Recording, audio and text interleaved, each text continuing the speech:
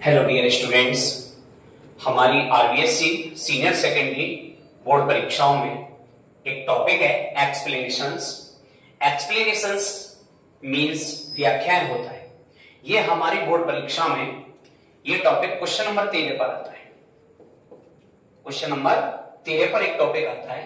इसमें हमारी पोएम में से दो एक्सट्रैक्ट आते हैं जिनके हमको एक्सप्लेनेशंस करनी होती है, दो में से किसी एक की। तो एक्सप्लेनेशंस करने के लिए अपन 5 पॉइंट्स काम में लेते हैं। एक्सप्लेनेशंस करने के लिए अपन 5 पॉइंट काम में लेते हैं, जिनमें पहला पॉइंट है हिंट। पहला पॉइंट है हिंट। हिंट मींस संकेत। इसमें अपन संकेत नोट करते हैं। दूसरा पॉइंट है अपन का रेफरेंस। दूसरा पॉइंट है रेफरेंस। रेफरेंस मींस होता है संदर्भ। रेफरेंस मींस संदर्भ। तीसरा पॉइंट है कॉन्टेक्स्ट। कॉन्टेक्स्ट इसमें अपन लिखते हैं प्रश्न। कॉन्टेक्स्ट में लिखते हैं अपन प्रश्न। और अपन का चौथा टॉपिक है एक्सप्लेनेशंस। एक्सप्लेनेशंस इसमें अपन लिखते हैं व्याख्याएं। इसमें अपन लिखते हैं व्याख्याएं। उसके बाद पांचवा पॉइंट है, इसका मतलब है critical comments. Critical comments. Critical comments में लिखते हैं अपन आलोचनात्मक टिप्पणी। आलोचनात्मक टिप्पणी। जो भी एक्सप्लेनेशंस है उसके बारे में आलोचनात्मक टिप्पणी लिखते हैं। तो एक्सप्लेनेशंस करने के लिए अपन 5 पॉइंट्स काम में लेंगे। Hint, reference, context, explanation, critical comments. Hint में जो एक्सट्रैक्ट आता है उसके शुरू के 2 शब्द लिखेंगे और अंतिम शब्द। जैसे अपन कोई एक्सट्रैक्ट दे रखा है, मान के चलिए अपन की कोई पोएम है माई मदर एट 66 या कीपिंग क्वाइट, जो भी है उसका अपन पहला पॉइंट डालेंगे जैसे हिंट। और हिंट में कोई भी पोएम है उसके शुरू के शब्द लिख दो। जो एक्सट्रैक्ट है उस एक्सट्रैक्ट का शुरू के 2 शब्द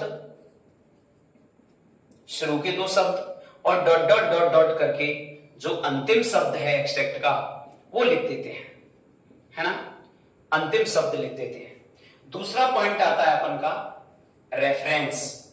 रेफरेंस में क्या करेंगे? रेफरेंस में आप लिख सकते हो these lines have been taken from the poem. Poem का नाम, इट इज कंपोज्ड बाय, कवि का नाम। अपन कोई भी है, जैसे कोई कविता आई है माई मदर एट 66 से, तो अपन लिखेंगे these lines have been taken. These lines have been taken from the poem. From the poem जो कविता है उस कविता का नाम। जैसे हमारी पोएम है my mother eight 66। My mother eight 66 ये हमारी पोएम हो गई। उसके बाद अपन लिखेंगे इट इज कंपोज्ड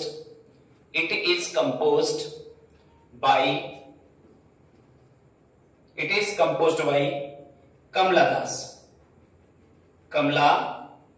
दास।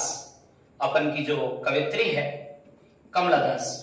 तो देखिए जो पहला पॉइंट होता है हिंट, उसमें जो भी पद्य आता है उस पद्य के शुरू के शब्द लिख दो, बीच में डॉट डॉट डॉट करेंगे और लास्ट का अंतिम शब्द लिख दो। ये हो गया हिंट। इसका मतलब है हम यहां से लेकर के इस पद्य में यहां तक की व्याख्या कर रहे हैं। दूसरा पॉइंट है रेफरेंस।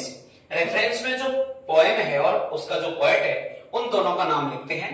दीज लाइन्स ये पंक्तियां हैव बीन टेकन ली गई है फ्रॉम द पोएम, इस कविता से my mother eight 66। My mother eight 66 कविता से ये पंक्तियां ली गई हैं। इट इज कंपोज्ड और इसको रचा गया है बाई कमला दास। किसके द्वारा? कमला दास के द्वारा। तीसरा पॉइंट अपन बनाएंगे कॉन्टेक्स्ट। कॉन्टेक्स्ट में अपन लिखेंगे इन पंक्तियों में कवि क्या बताना चाहता है। तो आप लिख सकते हो in these lines the poet wants to tell us that उसके बाद में जो भी उसमें प्रसंग जिस चीज पर फोकस किया गया है उसके बारे में अपन लिखेंगे। उसके बाद चौथा पॉइंट है एक्सप्लेनेशंस। चौथा पॉइंट है एक्सप्लेनेशंस। इसमें आप लिख सकते हो द पोएट sees that और जो कवि कहना चाहता है वो सारी चीजें अपन लिखेंगे। तो देखिए हमारी बोर्ड परीक्षा में क्वेश्चन नंबर 13 पर एक्सप्लेनेशंस का टॉपिक आता है। एक्सप्लेनेशंस मींस व्याख्याएं। व्याख्या करने के लिए अपन 5 पॉइंट काम मिलेंगे। पहला पॉइंट है हिंट, दूसरा रेफरेंस, तीसरा कॉन्टेक्स्ट, चौथा एक्सप्लेनेशंस, पांचवा क्रिटिकल कमेंट। अब अपन देखिए पहला पॉइंट जैसे हमको हिंट लिखना है तो जो भी पद जिसकी अपन एक्सप्लेनेशंस कर रहे हैं उसके शुरू के 2 शब्द लिख दो, डॉट डॉट डॉट करो और अंतिम शब्द लिख देते हैं। दूसरा पॉइंट है अपन का रेफरेंस।